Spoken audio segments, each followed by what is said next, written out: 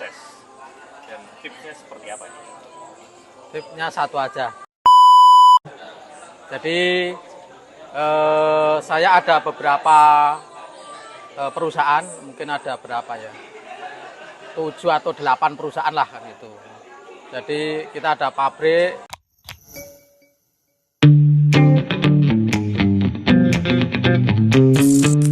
Baik, selamat malam saudara-saudara semua. Saya perkenalkan malam ini sebagai narasumber Bapak Tri Hartanto, sebagai owner dari PT BSM, owner dari PT Entry, yang termasuk juga berapa owner Bapak ya? PT apa lagi Pak? PT Bumi Sarana Maju, ada PT Bina Sukses Medika, ada PT Kalirjo Makmur, ada PT Entry Jaya Makmur, ada beberapa lagi. Nah, beliaulah pengusaha muda yang umur masih 40-an tapi sudah luar biasa. Mempunyai juga yayasan. Nah, malam ini akan kita bahas, berdiskusi sama beliau. Semoga bermanfaat bagi kita semua. Ayo kita dengarkan. Jadi saya ada beberapa perusahaan, mungkin ada berapa ya, 7 atau 8 perusahaan lah kan itu. Jadi kita ada pabrik hospital furnitur, ada pabrik liquid, cairan, terus ada konveksi juga, ada properti, ada pendidikan, ada distribusi, ada yang kita punya pabrik roti, jadi banyak lagi lah kan gitu. Jadi kita semuanya kita bangun dengan tadi tidak malas, semangat kan gitu. Pak, kalau misalkan dari Pak Tri sendiri melihat sebuah kegagalan itu seperti apa Pak? Kalau kegagalan itu sebetulnya tidak ada kata gagal. Biasanya orang usaha itu, wah aku gagal usaha ini. Sebetulnya tidak. Jadi setiap kita usaha mungkin ada masalah atau ada kendala, itu bukan berarti gagal, tapi itu kalau bahasa kerennya itu kesuksesan yang tertunda kan gitu. Itu bahasa kerennya. Jadi biasanya orang setelah ngomong gagal itu akhirnya putus asa. Padahal di balik kegagalan itu kita banyak sekali dapat pelajaran ilmu, dapat pelajaran yang bisa kita ambil gitu. Hampir semua pengusaha, orang-orang mungkin yang di Indonesia, orang-orang terkaya itu pasti mengalami itu, pasti. Jadi seorang pengusaha pasti mengalami, bahasanya itu ya tertipu, ya mungkin usahanya tutup, atau mungkin bahkan minus, asetnya tidak ada tapi masih punya hutang. Nah itu biasanya seperti itu, semuanya pasti mengalami, pasti. Jadi mungkin jenengan sering berkomunikasi dengan para pengusaha, coba ditanyakan, dan itu hampir semuanya seperti itu. Bagaimana kita keluar dari kondisi minus itu Pak? Kita yakin, jadi sebetulnya kan masalah itu pasti ada, dan biasanya karena ada masalah kita kan ada tujuan impian. Kalau ada masalah itu biasanya kita menghadapi, mentok masalah, kalau kita mundur itu akan jadi masalah juga akan gitu.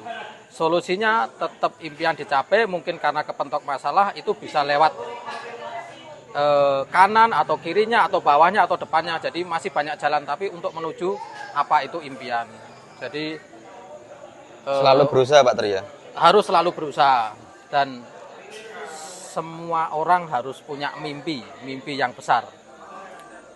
Kalau kita kan agama Islam, jadi Allah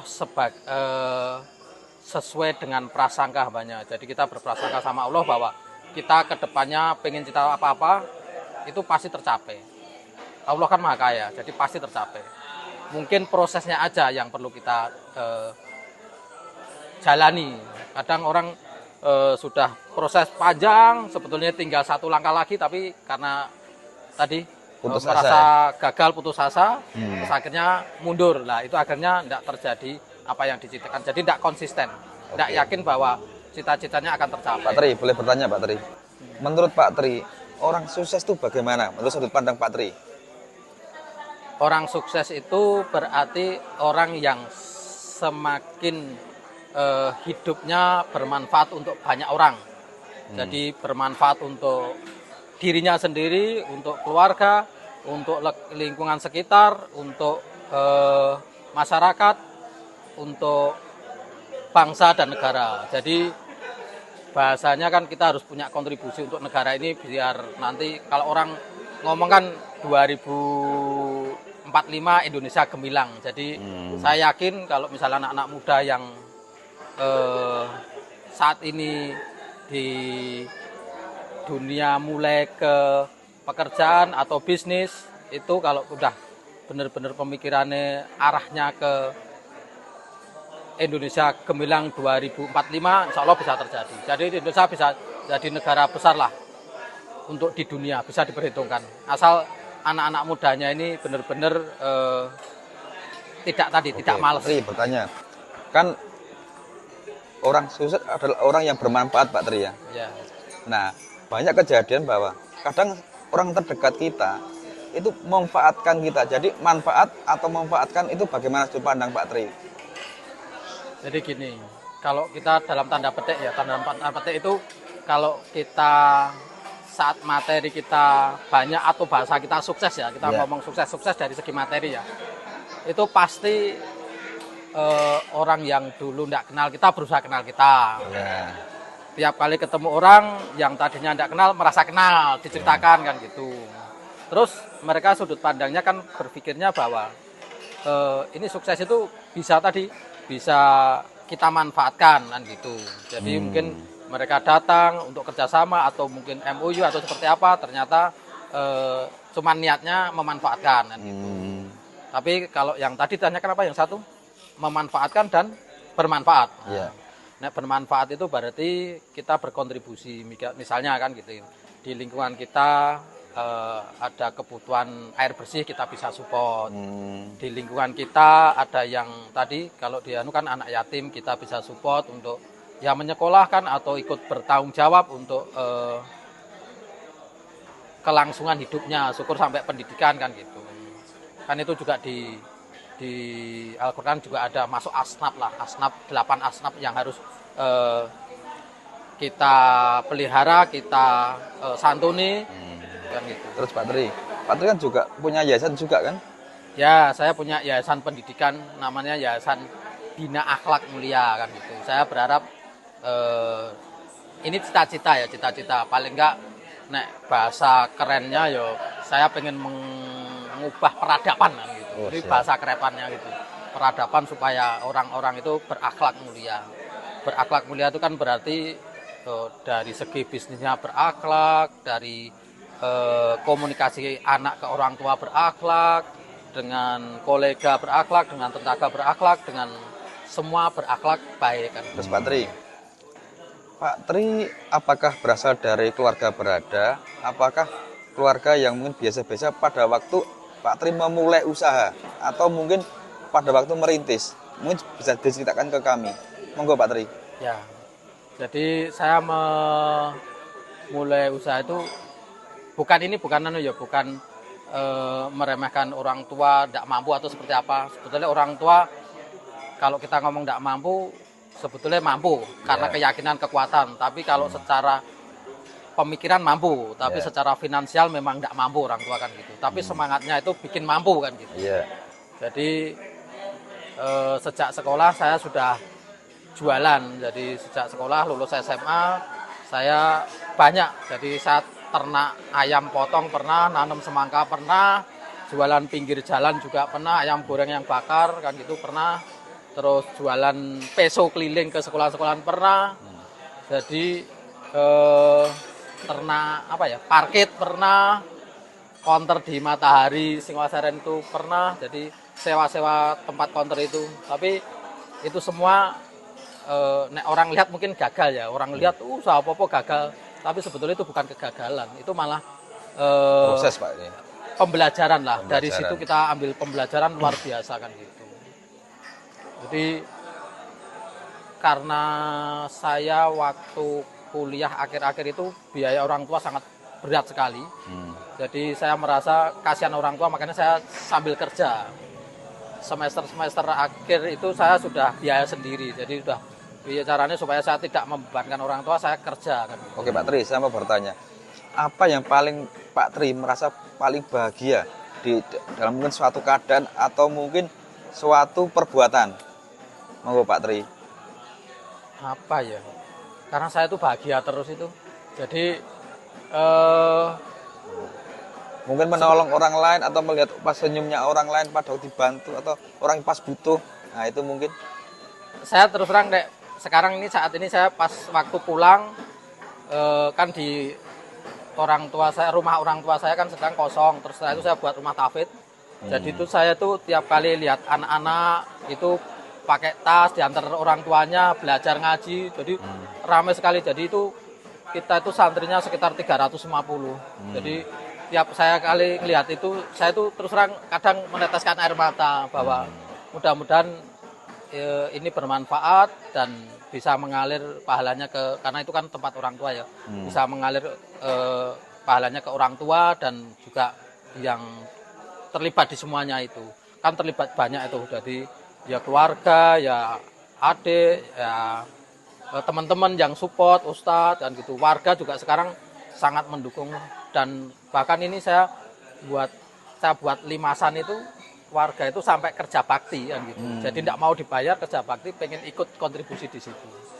Jadi itu yang mungkin salah satu sih sebetulnya salah satu kan gitu. Kalau bahagia itu sebetulnya pengennya membahagiakan orang tua, berbakti kepada orang tua, tapi karena orang tua sudah tidak ada dan kemarin-kemarin ya merasa kurang, pasti merasa kurang. Apapun yang sudah kita lakukan pasti masih kekurang dan ya tidak mungkin bisa membalas kebaikan orang tua, tidak mungkin kan gitu. Itu mungkin. Monggo Pak, Mas Erwin silahkan bertanya. Pak Tri, melihat anak muda yang sekarang Pak, bagaimana kita bisa mendidik mereka untuk bisa sesukses ini kan? Kasih keyakinan dulu, kasih impian, kasih motivasi. Jadi kebanyakan anak muda itu kan sekarang apalagi yang dalam tanda petik suka jalan sana, suka cuman pacaran seperti apa itu mesti akan mungkin sukses tapi tertunda atau mungkin bahkan tidak bisa sukses. Jadi dari awal mungkin dari SD, SMP sudah kita tanamkan motivasi semangat kan gitu. Jadi mudah-mudahan ini yang aku lakukan ke anak-anakku kan gitu. Ini kita punya grup, jadi aku pengen setiap hari anak-anakku buat kata-kata motivasi kan gitu. Jadi setiap hari anakku itu harus ngirim di grup itu kan kita punya grup keluarga, harus ada motivasi. Aku harus bisa, aku harus besar. Pemalas adalah musuhku kan gitu. Nah itu kata-kata motivasi. Jadi setiap hari kita seperti itu ke keluarga, ke anak-anak. Dan istri juga sama, harus mana kalau belum nulis ditagih. Ya. Ini barusan ini tadi saya tagih. Kan. Jadi kita berusaha ke sana seperti itu. Mungkin untuk anak-anak ya mungkin konsep dasarnya kalau anak-anak gitu dulu. Jadi mindsetnya semangat dulu terus. Jangan sampai ada kata malas dulu. Meski dalam lingkungan keluarga ya Pak? Ya ini contoh lingkungan keluarga. Mungkin lingkungan ke anak-anak SMP, anak-anak SMA kan gitu. Kan kita sering juga ngisi motivasi untuk anak-anak SMA kan gitu. Dikumpulkan STM kan gitu. Di perusahaan kita ada kerjasama gitu. Biasanya gurunya datang sama muridnya nanti dikumpulkan terus kita kadang ngisi motivasi untuk kedepannya gambaran seperti apa. Anak muda jangan berpikir pacaran duluan gitu. Kalau seneng cewek satu seneng laki ya targetnya nikah aja jangan pacaran kan gitu. Yang sekarang harus sukses dulu. Kalau sudah sukses dulu ya orang laki-laki itu nyari cewek ya mungkin gampang kan. Oke Pak Tri mau bertanya, pada waktu mau kerja atau mau usaha, apa yang dilakukan selama masih ada orang tua? Apakah mungkin minta doa restu atau bagaimana? Oh ya, jadi selagi ada orang tua kita ngutamakan orang tua dulu. Jadi masalah izin atau restu itu pastilah. Apa yang kita lakukan harus restu sama orang tua. Kalau tanpa restu orang tua, saya yakin mungkin dalam tanda petik uangnya banyak, sukses kelihatan, tapi itu sebetulnya enggak. Karena pasti ada suatu hal yang nanti akan menimpa kita, apakah musibah atau seperti apa, pasti. Kebahagiaan itu tidak mungkin tercapai kan. Jadi kadang orang ukurnya dari sukses materi kan. materi itu sarana. Jadi kalau misalnya kita berpikirnya sukses sudah materi tapi lupa orang tua, pasti itu akan jadi masalah di kemudian hari. Sama itu Pak Tri, sama tanya. Kadangkala ada pepatah Pak Tri, orang tua kaya, anak ikut kaya. Tapi anak kaya, orang tua belum tentu kaya. Untuk Pak Tri bagaimana? Sebetulnya tidak boleh gitu. Kan di hadis itu harta anaknya juga harta orang tua kan gitu. Jadi bagaimana caranya kita sebagai anak itu memuliakan orang tua. Ya. Apa permintaan orang tua, bagaimanapun kalau kita masih memungkinkan untuk Berbakti. atau memenuhi, kita usahakan kita penuhi kan gitu. Ini Pak Tri ya, ini tanda petik ya untuk teman-teman atau saudara-saudara kita yang masih punya orang tua, paling tidak harus berbakti sama orang tua ya.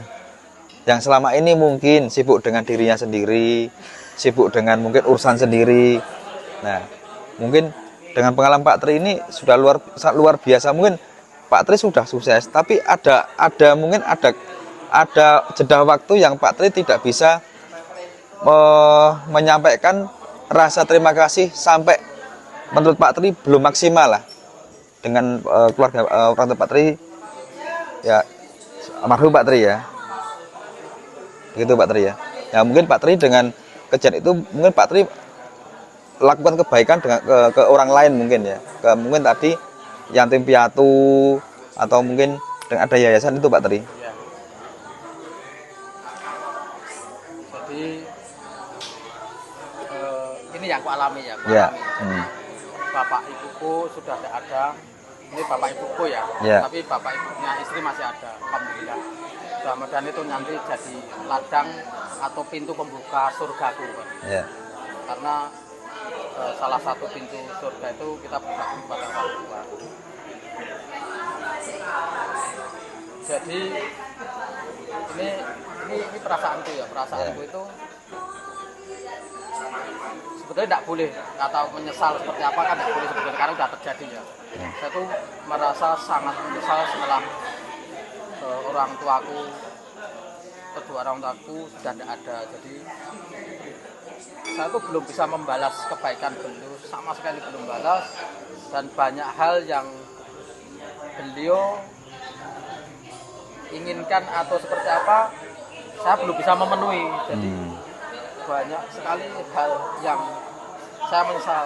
Begitu bapak ibu saya tidak ada itu, saya tuh kalau nggak ingat anak istri mungkin saya sudah kayak linglung dalam arti tulang-tulang itu kayak mau lepas semua, sudah lemes, sudah kayak tidak bisa apa-apa. Jadi kayak hidup itu kayak tidak ada artinya, harta itu kayak tidak ada artinya. Jadi kan gitu. Tapi alhamdulillah setelah berjalan waktu saya belajar agama seperti apa, memang itu sudah qadar ya, qadar itu sudah terjadi. Kalau kita meratapi, menyesali, itu kita dosa. Nah yang sekarang kita jalani, kita berbagi. Jadi berbagi dalam arti ini, tiap kali saya punya teman, saudara, atau saya ketemu orang itu, tiap kali ya saya tanya masih ada orang tua, manfaatkan orang tua sekali mumpung masih ada. Karena nanti setelah orang tua tidak ada itu pasti menyesal, pasti, tidak mungkin tidak, pasti menyesal, merasa berdosa. Banyak sekali hal yang belum kita lakukan terhadap orang tua. Jadi untuk anak muda, untuk teman-teman semuanya yang masih punya orang tua, manfaatkan benar. Apalagi orang tua yang sudah sepuh, yang sudah bahasanya dan itu sudah pikun atau mungkin sudah tidak bisa jalan atau seperti apa, itu manfaatkan. Karena semakin kita bisa merawat, bisa menghargai, bisa berbakti, insya Allah nanti setelah itu kita pintu sukses, pintu keberkahan di dunia ini masih terbuka, dan itu insya Allah nanti membuka pintu kita termasuk pintu surga kita. Enggak Mas Irwin. Pak, ini pertanyaan yang menarik dari menurut saya ya. karena ini sering terjadi di usia saya, di usia saya, di mana kepentingan orang tua dan kepentingan keluarga saya, istri saya itu saling kadang-kadang bersamaan. Ya. Menurut jenengan, mana yang saya harus prioritaskan? Kepentingan keluarga saya inti, anak istri saya, atau kepentingan orang tua saya untuk berbagi? Jadi kalau di situ kan bagi anak laki-laki ya, anak laki-laki itu nomor 1 orang tua, nomor 1 Allah, nomor 2 Rasul, nomor 3 orang tua, nomor 4 anak istri ya.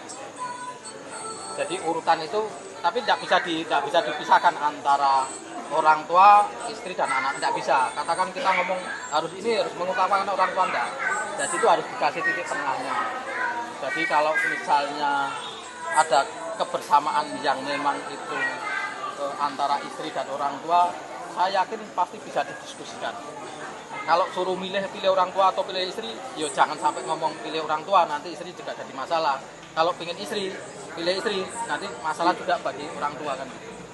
Jadi harus berimbang. Bahasa tadi misalnya kita memilih orang tua, bukan berarti harus kita apa-apa orang tua, bukan. Orang tua kan juga bisa dijelaskan, istri juga bisa dijelaskan, nanti dicari titik tengahnya. Karena misalnya sampai kita ngomong orang tua, istri di anak dan istri di abaikan juga masalah, karena istri dan anak itu kan tanggungan kita juga sebagai orang tua. Jadi tetap harus kita perhatikan juga. Bukan berarti dikalahkan ya, maksudnya tadi urutan toh, tapi bukan berarti dikalahkan. Ya ada antisipasi lah, bahkan kita orang tua, ada istri, makanya kan sebetulnya sunnahnya itu jangan sampai kita satu rumah dengan, misalnya kita menikah, terus setelah itu satu rumah dengan orang tua kita, kan? Itu riskan sekali terjadi permasalahan. Makanya sunnahnya harus kalau berkeluarga segera misah kan gitu. Untuk antisipasi jangan sampai terjadi masalah, karena itu tidak gampang, antara anak menantu dengan orang tua itu tidak gampang kan gitu. Jadi sunnahnya itu harus pisah kan. Jadi tidak ada kata tadi harus milih mana, enggak, sebetulnya itu bisa didiskusikan. Pasti ada masalah, ada solusinya. Itu bisa dicari jalan tengahnya, Pak. Ya pasti ada jalan tengah, pasti. Pak Tri, boleh dikasih tips nih, bagaimana sih sebenarnya agar anak muda saat ini bisa sukses, dan tipsnya seperti apa nih? Tipsnya satu aja, jangan males. Jadi kalau kita IQ-nya tinggi, cerdas, nilainya juga tinggi, tapi kalau males, bahasa sekarang mager, itu pasti nanti akan bermasalah nanti di kehidupan berikutnya. Jadi tidak akan sukses gitu. Jadi sepandai-pandai orang, kalau malas itu jadi sebodoh-bodoh orang. Pak Tri, itu aja. Terima kasih banyak untuk waktunya. Selamat malam. Terima kasih Mas. Selamat Sukses malam. selalu Mas. Sukses barokah. Selamat malam Pak Tri. Ya, malam. Terima kasih. Mas. Terima kasih. Kita sukses.